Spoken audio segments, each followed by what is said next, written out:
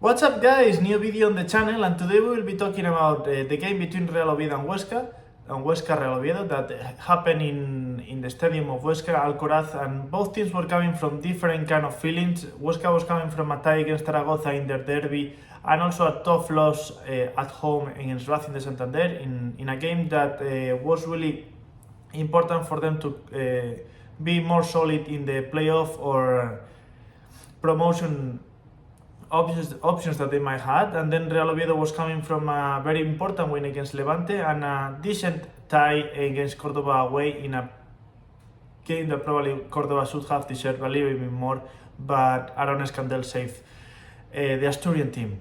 So if we go a little bit more into the details of how changed or what did it change in the starting 11 for Paunovic.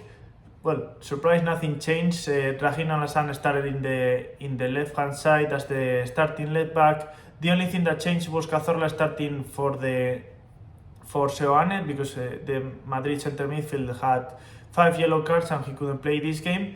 So Cazorla starting there is that number 10 or a little bit into the left-hand side position. And basically, as soon as we started the game, we were seeing more or less the same kind of thought process for Real Oviedo, trying to focus the game more into the left-hand side with the midfielders and leaving more Hassan and Nacho Vidal on their own, trying to play one-on-ones and trying to find more the disequilibrium, this balance on the dribbling rather than in the passing.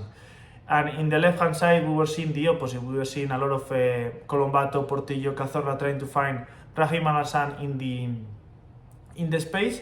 But the fact that it wasn't the best game for Rahim Alassane today, the guy from Niger had a yellow card in the first half, wasn't really progressing as much, and the cross that he had to put wasn't really into the place that needed to be. And when you have players like Fede Viñas in the area, you just need to put the ball in the right place and he will score it. And that's basically what happened. He had 2 chances, he scored both of them, but one of them was disallowed for a foul from Dani Calvo, and the other one was a really tight offside. Both were really correctly disallowed, but he sucks for Fede Viñas because he had 2 goals and now he leaves the game without a goal based on referee's decisions. Nothing to complain about that.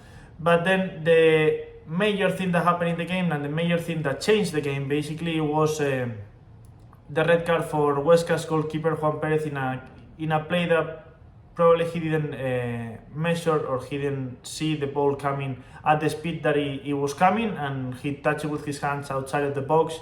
That turned out to be a red card, and Huesca was for the rest of the game 60 minutes or 70 minutes with a man down. So 10 against 11. The game in theory was a little bit better for Real Oviedo, but you know, with playing against 10 men, sometimes you really struggle because you don't know how to press and how to find the spaces when the other team closes the spaces in the middle, and that was Huesca was trying to do, but between Colombato, Cazorla and Portillo were really finding those spaces. They actually, as I said before, one of the goals from Fede Viñas was a really good play between those 3 that ended up finding Fede Viñas and him scoring the goal. And the first goal for Real Oviedo came from a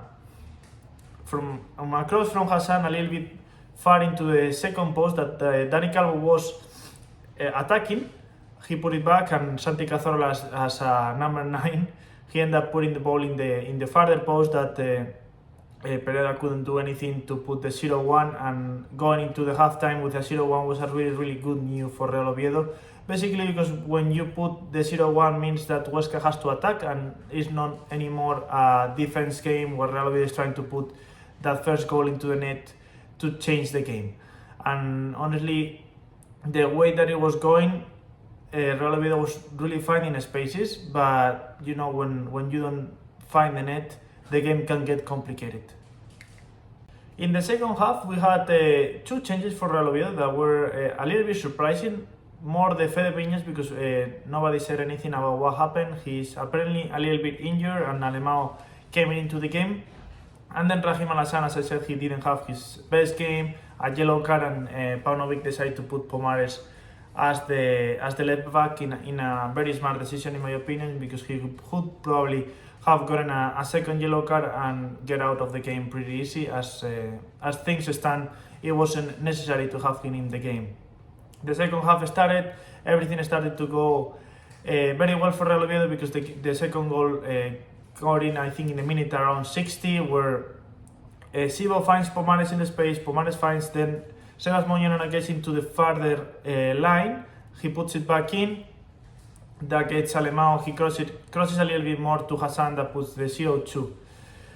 Hassan was really important for both goals, with the first one with the cross and this one scoring, but the fact that I wanted to talk a little bit more about him, because in the first half, when Huesca had the 11 men, he was very important when he had a space to run, and he had a space to go one-on-one against the left back, that he ended up having to change Antonio Hidalgo, the Huesca's coach.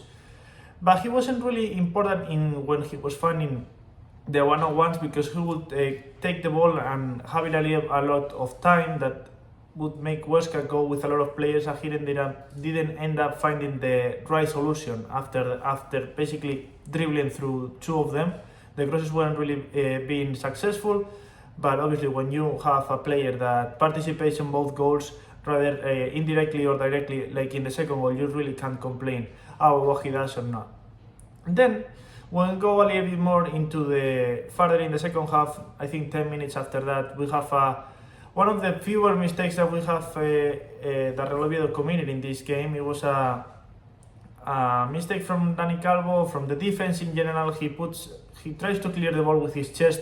There is not really anybody in the edge of the box to cover that area.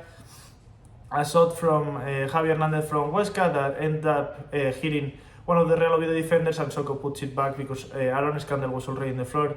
Nothing that can be done from the Valencia goalkeeper. It was a little bit more of a difficult situation that the defense should have deal with it, rather than the goalkeeper saving the game as he has done previously. And then after that, Real Oviedo started to suffer. There was some changes with Sebas Moyano, with Cardero going in for Portillo, and from Cazorla, and the fact that we had a younger team, I would say, because when you take out Cazorla and Portillo with 40 and I think 35 years old, the courage and the way that those players would play, the show of how you slow down the game when things get difficult, it is really important, and that's what Real Oviedo was missing in those last minutes of the game, where Cardero, Colombato, Sebas Moyano couldn't keep the ball and couldn't try to move Huesca away from getting that second goal that put the 2-2, and it almost ended up happening with a shot from Javier Hernandez at the end of the game, with minute 89, I would think. And that would have been very bad for Real Oviedo, because obviously with a man down for Huesca, you can't let somebody get you into a tie when you were already 2-0 up. So I would think that that's probably one of the things that Paunovic has to correct, not letting the team relax when you have a very positive result, because in this case it can happen either in the playoffs, or if you need a important result against a team that is relegated or that is not fighting for anything, and you go out thinking that you are gonna win just because you have something to fight for and they don't. So it is something important that Real Oviedo has to work on, in my opinion.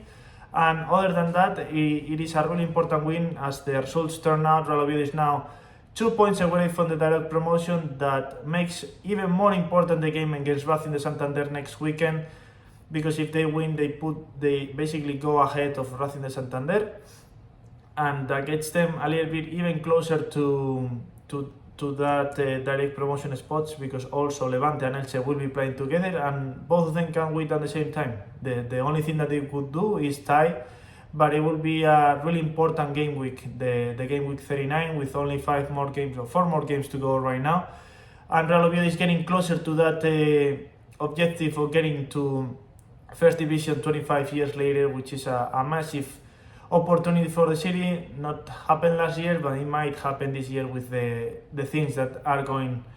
The things are going right, and under Paunovic, the team has been performing very good, and the change that was needed, it was done by the board, and hopefully things started to go as the city deserves. So I hope you guys like the video. You can leave me in the comments what do you think about this game, if you want me to talk about certain other teams, or what specifically you want me to talk about. I hope you guys like the video, and I'll see you soon.